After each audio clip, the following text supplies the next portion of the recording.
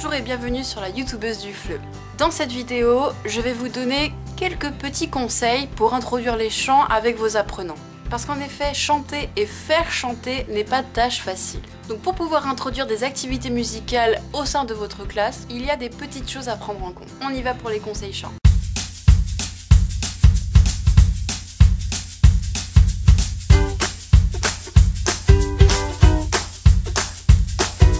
Tout d'abord, très important, pour chanter, on a besoin d'être libre dans son corps pour que le son sorte bien et pour créer cette espèce d'effet de cohésion de groupe, il est important de mettre vos apprenants debout. En effet, on sait que chanter debout aide à faire passer l'air, donc on a plus de souffle. C'est beaucoup plus facile de chanter debout qu'assis.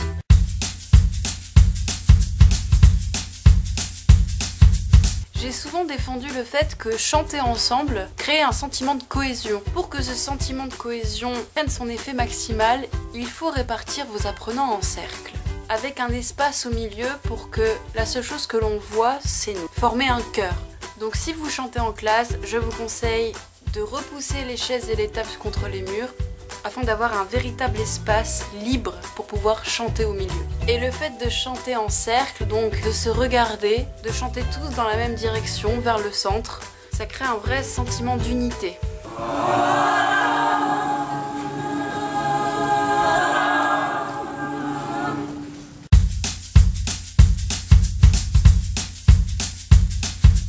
Quand vous apprenez un chant à vos apprenants, il est nécessaire d'être déjà en position et de le faire au fur et à mesure. La technique que j'utilise et qui est très efficace, c'est je les mets directement en cercle, donc en position de chant. Je leur explique que lorsque je ferai ce geste-là, cela signifie que c'est moi qui chante. Ensuite, quand je ferai ce geste-là, ça voudra dire que c'est à eux de chanter, mais donc de répéter ce que je viens de dire. Donc, je chante une phrase, ils la répètent. Je chante une phrase, ils la répètent.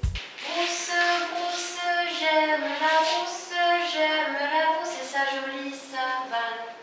Brousse, brousse, j'aime la brousse, et sa jolie savane. J'aime la brousse et sa jolie savane. J'aime la brousse et sa jolie savane. Voilà, et vous le faites phrase par phrase. Vous commencez d'abord par la première phrase, il la répète, vous faites la deuxième phrase, il la répète, et ça vous le faites jusqu'à la fin de la chanson. Et ensuite vous reprenez, vous augmentez, vous faites 2 phrases, ils en font 2, vous faites 3 phrases, ils en font 3. Voilà, la chanson s'apprend de manière spontanée au moment où on chante. Parce que l'apprentissage de la chanson est déjà une façon de chanter. Vous allez chanter, ils vont répondre. Ça crée déjà une ambiance musicale. Donc n'hésitez pas à faire en sorte que l'apprentissage de la chanson soit déjà une activité musicale. Pour introduire un rythme, vous pouvez faire ça. 3, 4, on chante. Bon, ça a l'air débile de dire ça, surtout s'il y a des musiciens qui me regardent, ils doivent se dire non mais classique. Mais je sais que tout le monde n'a pas le rythme dans la peau et ça peut être assez compliqué en tant qu'enseignant, surtout quand on n'a jamais fait ça, de gérer une activité musicale. Donc voilà, si vous voulez qu'on démarre ensemble, vous avez juste à faire 3, 4, on démarre.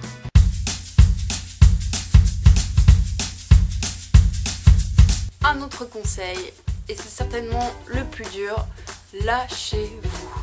C'est un exercice extrêmement compliqué de chanter, surtout devant les autres. Vos apprenants, pour la plupart, au début seront effrayés par l'idée de chanter devant les autres. Vous aurez du mal à les motiver, vous aurez des chants très timides au début. C'est pour ça qu'il est extrêmement important que lorsque vous initiez le premier chant, votre voix soit forte et assurée. Qu'elle soit juste ou pas, ça c'est au petit bonheur la chance. Mais ce qui est important, c'est que vous soyez vous-même dans une position d'assurance.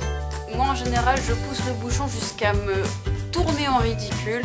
Bon, en tout cas en jouant l'exubérance pour que les regards soient sur moi et non plus sur eux et pour briser la glace.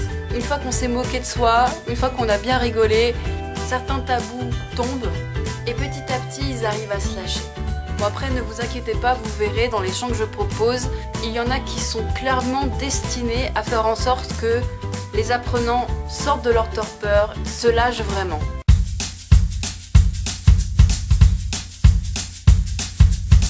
Vous avez le choix de ritualiser ou non le moment chant. Ça peut être à chaque début de cours ou à chaque fin de cours ou à la demande des apprenants.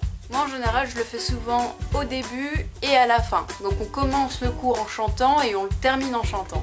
Commencer le cours en chantant, ça permet de réveiller tout le monde et de créer justement cette ambiance dynamique qui va créer un climat propice au travail collectif et surtout au travail dans la joie et dans la bonne humeur. Et le fait de terminer par le chant, c'est une sorte de récompense, c'est un petit rituel et on termine toujours par ce message, on est ensemble, on aime être ensemble. Ça permet aussi de décompresser, de passer à autre chose quand on a mené un travail pendant une longue séance.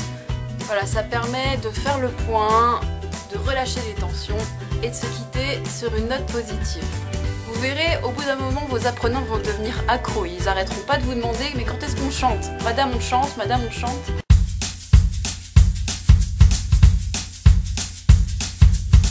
Vous pouvez également introduire des échauffements vocaux avant d'aborder la chanson. Les échauffements vocaux, c'est tout ce qui va permettre au visage de se décrisper, au corps de se relâcher, à l'esprit de se préparer et de prendre conscience de son système respiratoire. Je vous mets en lien une vidéo vers une coach vocale qui vous proposera une série d'échauffements vocaux que vous pourrez utiliser avec vos apprenants.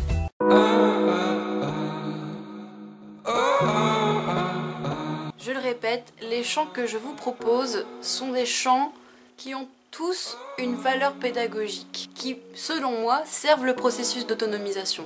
Que ce soit les chants qui créent une cohésion, que ce soit les chants qui permettent aux apprenants de rentrer en contact, les chants qui créent du dynamisme et de l'ambiance, ou encore les chants qui incitent les apprenants à se lâcher et à braver leur timidité. Tous ces bienfaits convergent vers le même objectif qui est atteindre l'autonomie. Voilà, c'est tout pour la vidéo des conseils sur le chant. Dans la vidéo suivante, je présenterai le premier chant de cette playlist qui s'appelle Le Petit Bonhomme. A bientôt sur la YouTubeuse du Fleu.